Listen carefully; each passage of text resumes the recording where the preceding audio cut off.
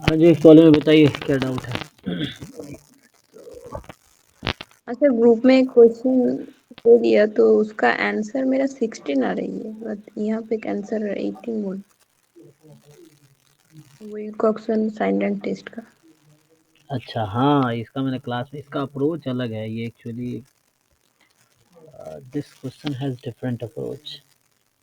इसका मैंने क्लास में कराया था, किसी डाउट क्लास में। गेट के बैच की वीडियो देखो ना, वहाँ पता चल जाएगा। बाद में कराए थे। क्योंकि ये 2000 किसका क्वेश्चन है, 2000 किसका है, ये 22 का, 21 का हाँ सर, ये 2021 में भी सेम टाइप के क्वेश्चन थे। आया था, और एक 2020 20 में। का है। तो ये 20 का है ना। तो इसका अप्रोच अलग था, इसका अप्रोच अलग है। इसकी वजह ये है क्योंकि उसका तो हमने नॉर्मल से कर दिया था, है ना। मीन वो n/n+1/4 लेके हाँ। उससे हो गया था। इसका उससे नहीं आएगा आंसर, क्योंकि इसकी वजह ये है, यहाँ पे सैम्पल साइज स्मॉल है। पिछला क्वेश्चन जो वहाँ था x1 x2 x3 x4 be random sample of size 4, और जहाँ पे क्वेश्चन से सिमिलर ही है लेकिन अप्रोच दोनों का अलग अलग है। तो पीडीएफ ऐसा है कि तो नॉर्मल यहाँ फिट हो जाएगा आपका, नॉर्मल डिस्ट्रीब्यूशन। एंड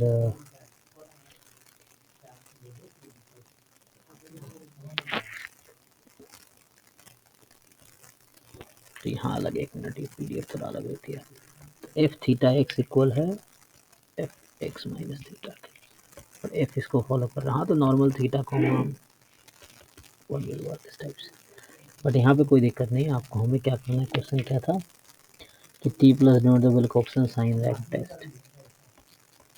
तो T plus denote Wilcoxon sign rank test, then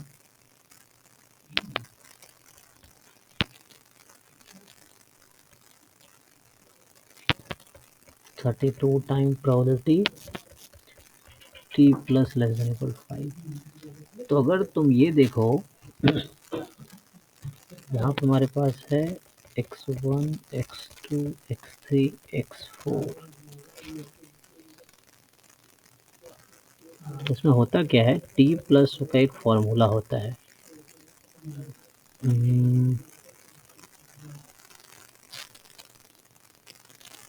normal से मतलब नॉर्मल मीन से, मीन तो n × n+1/4 होती है। और वो वाला अप्रोच यहाँ काम नहीं। उस अप्रोच से आंसर आपके कितना आ रहा होगा, 16। हाँ सर, 16 आ रही है। क्योंकि हमें 32 into T plus one less than equal to 5, इसका आंसर हाफ आ जाएगा। तो हाफ आ जाएगा 16। बट ये यहाँ ये अप्रोच काम नहीं करेगा।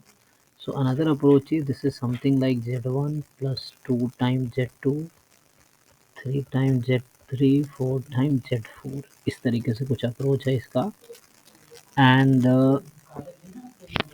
Each Z can take value 0 और 1। ठीक है, तो each Z can take value, या ऐसा बोल दो x1 x2 x3 x4। अभी ऐसा समझो। सो यहाँ पे अप्रोच जो रहता है इसका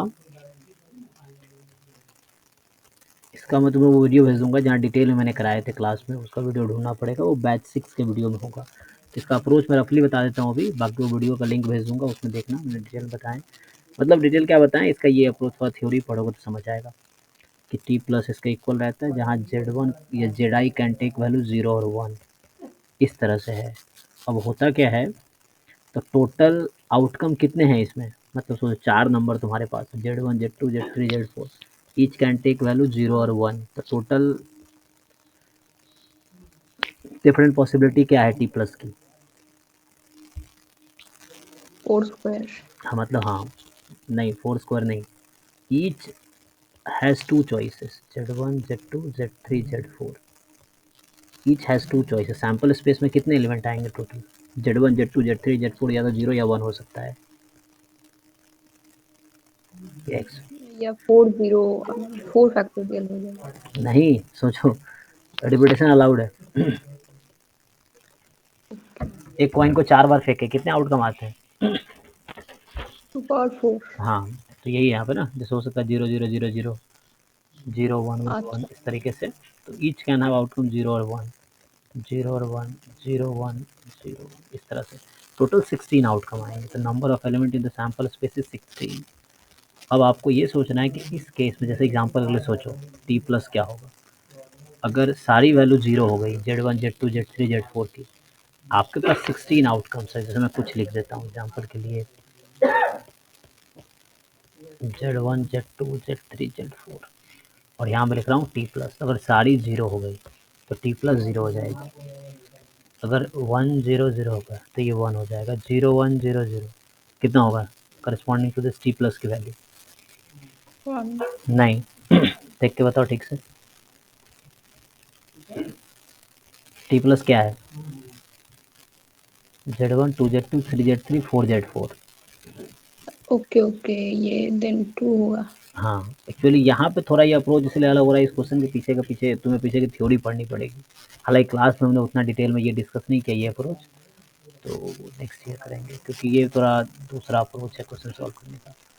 फिर मतलब ये कैसे पता चलेगा? 2021 में वो तो नॉर्मल अप्रोच से किया, हाँ, और वहाँ सैंपल साइज ज़्यादा है, तो यहाँ वहाँ अगर ज़्यादा करते ना तो हमारे पास कितने आउटकम हो जाएगा, वहाँ 2 की पावर 10 हो जाएगा। 2021 में जो क्वेश्चन है वहाँ 10 रैंडम वेरिएबल्स हैं, है ना? तो जब ओके, जब मोर देन 10 होगा तो हाँ, सैंपल साइज मोर। लार्ज है तो नॉर्मल में अप्रोक्सीमेट कर लोगे ना, टी प्लस। ये है, यहाँ स्मॉल सैंपल साइज है तो इस अप्रोच से जा रहा है। तो लार्ज मतलब कितना, मतलब बाउंड्री क्या है? हाँ एग्जैक्टली। वैसे देखना पड़ेगा, मतलब थोड़ा सा कैलकुलेशन उसमें लेंदी हो जाएगा। 10 के लिए ना तुम सारे निकाल नहीं पाओगे। जैसे मैं यहाँ 16 लिख सकता हूँ आउटकम, 0 0 0 1, जैसे ये लिख दिया, तो इसके करस्पॉन्डिंग 3, इसके करस्पॉन्डिंग 4, 16 लिखे जा सकते हैं। तो इस तरीके से, मतलब उसके लिए थ्योरी थोड़ी मुझे डिटेल में पढ़ानी पड़ेगी, क्योंकि इस साल हमने उतना डिटेल में डिस्कस नहीं किया विल्कॉक्सन साइन रैंक टेस्ट। तो ये है, तो उसके पीछे थोड़ा डिटेल में थ्योरी जाननी पड़ेगी, कहाँ क्या स्टोरी है। तो इस क्वेश्चन का प्रॉपर मैं अप्रोच बताता हूँ क्या है। तो ये है, अगर 5 होता तो मैं 5 Z5 तक जाता, 10 है तो जाओ 10 तक जा सकते हो तुम, उस तरीके से भी सॉल्व कर सकते हो, but it will take time. जो 2021 वाला क्वेश्चन है इसको लिखो, जाओ 10 Z टेक तक जाओ, Z10 तक, then you can do the similar thing. Sample space में 2 की पावर 10 एलिमेंट होगा। अब corresponding to each outcome in the sample space you find the value of T plus. अब आपको ये ढूंढना है कि T plus value less than equal to 5 कब कब रहेगी। तो ये जो 16 आउटकम है सैंपल स्पेस में, आपको समझ आ रहा होगा कौन कौन सा है। जैसे मैंने 4-5 लिखे हैं अभी, एंड वाला होगा 1 1 1 1 फॉर एग्जाम्पल। तो 1 1 1 1 जब हो जाएगा तो आंसर क्या आ जाएगा, 1 + 2 + 3 + 4, 10 हो जाएगा, 10। इस तरह से और भी बहुत सारे आउटकम है जो मैंने लिखे नहीं है ना, 16 टोटल है। अब आपको ये फिगर आउट करना है यहाँ पे कि कितने आउटकम है इन 16 में से जिसके करस्पॉन्डिंग टी प्लस की वैल्यू 5 या 5 से कम आएगी। कैसे डिसाइड करो? चार चार पाँच तो मैंने लिख दिया ना, 0 0 0 0 हो गया, ये हो गया, ये हो गया, ये हो गया, ये हो गया, और क्या होता? तुम यहाँ से सोचना पड़ेगा, बताओ और क्या क्या वैल्यू जो जहाँ value less than equal to 5 आएगी। चलो लिख लेते हैं सारे, 4-5 मैंने लिख दिए, और थोड़े लिखते हैं। देखो ये हो गया, तो 0 0 0 0, फिर एक एक 1 लिया। अगर 1 1 0 0 किया मैंने तो क्या वैल्यू आएगी? 1 1 0 0 पे आएगी कितने, 3, है ना? फिर ऐसे ही मान लो 2 2 लेता हूँ मैं, 1 0 1 0, इस पे क्या होगी? 4 आएगी। सो 1 0 1 0 पे है ना, 4 आ गई। फिर 1 0 0 1, इस पे क्या आएगी? ये तो 5 आएगी। 5। चलो ये वाला ख़त्म हो गया गेम। अब तो 0 1 1 0, इस पे क्या होगी? ये 5। 2 3 5। फिर अगला आ जाओ, 0, 1 0 0। चलो 1 रखते हैं, अभी ऐसे रख दो, 1 सेकेंड पोजीशन में फिक्स कर रखा मैंने, कितनी ये होगी? 5। 6 हो जाएगी। फिर अब आगे जो भी आउटकम लोगे वो 6 5 से ज़्यादा ही आएगा। जैसे 0 0 1 1 मान लो, इस तरह से कितना बनेगा?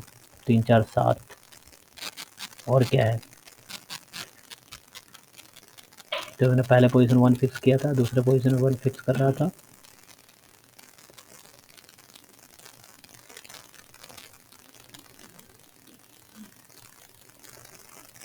दो 1 वाला हो गया ना, अब 3 टाइम 1 हो सकता है, 1 1 1 मान लो 0, इस तरीके से यहाँ वैल्यू आ जाएगी 1 2 3 6 एंड सो वन, ऐसे आगे चलता रहेगा, जैसे 1 0 1 1 इस तरीके से हो सकता है।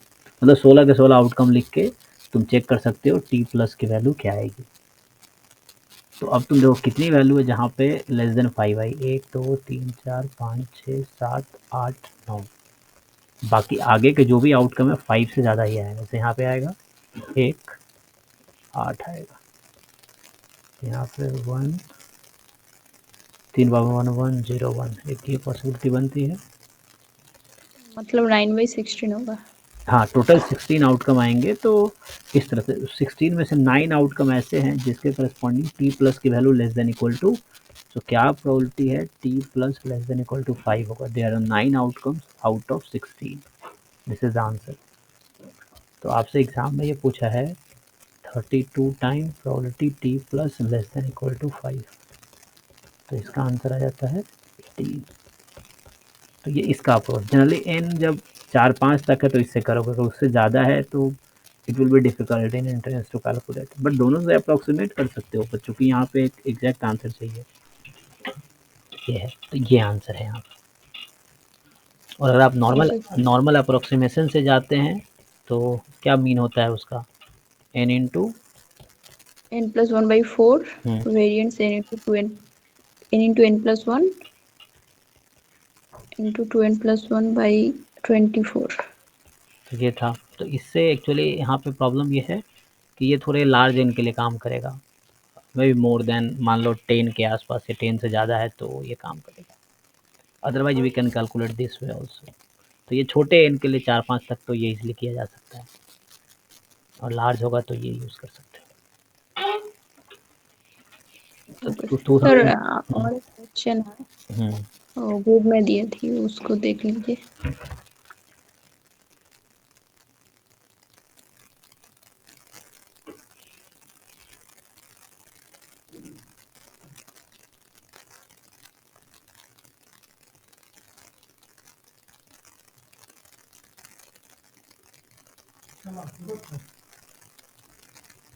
जैसे दूसरा क्वेश्चन आपका ये लास्ट वाला, ठीक है। चलिए, इस क्वेश्चन का पर्पस ये है, जो भी क्वेश्चन नंबर है, तो इसका पर्पस ये है कि x1 x2 xn एक आईआईडी सैंपल है मान लो, और एसएन आपको दे रखा है x1 से लेके xn तक। तो पूछ रहा है expectation of x1 given SN. तो यू थिंक कि अभी के लिए ये क्या होगा। तो मैं अगर आपसे पूछूं कि x1 x2 xn given x1 plus x2 xn equal to T, ये क्या आंसर है इसका। नहीं, और प्रोबेबिलिटी एक्सपेक्टेशन, इसका क्या आंसर होगा। ये तो सर 1 होगी। नहीं, एक्सपेक्टेशन है दिस गिवन टी। अच्छा चलो ये बताओ, expectation of X given x बराबर टी, इसका क्या आंसर है।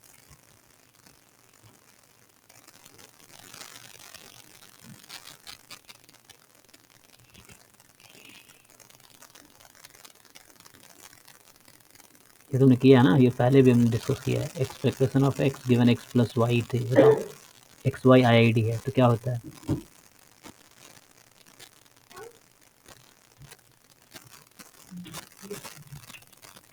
इसका तो इजी है ना, expectation of X given x बराबर टी, क्या आना चाहिए, गेस करो चलो। टी होगा। हाँ टी होगा, क्योंकि टी गिवन है ना, एक्स गिवन है, टी नंबर हो जाएगा। जैसे ई ऑफ एक्स गिवन एक्स बराबर 1, तो ये 1 आएगा, इसमें कोई डाउट नहीं। तो टी है तो टी आएगा, यहाँ टी बाई 2 आ जाएगा क्योंकि आई आई डी है ना। तो उसी लॉजिक से यहाँ क्या लग रहा है, क्या आएगा, ये टी आ जाएगा। N time E of x1 given x1 plus x2 plus xn बराबर टी, ये टी है तो मतलब N time expectation x1 given SN बराबर टी टी। तो यहाँ से expectation of x1 given SN बराबर T is equal to T upon N, ये हो गया ना, ये हो जाएगा। हाँ सर।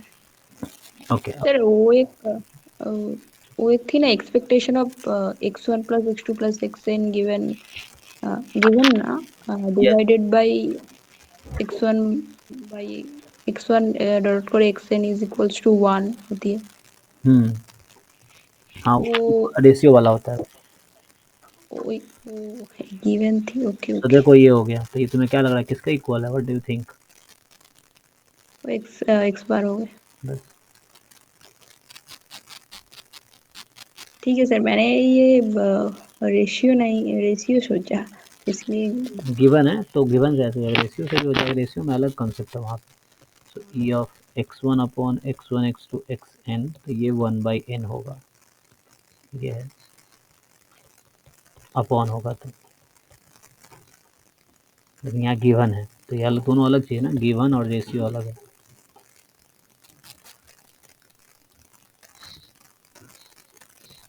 ठीक है।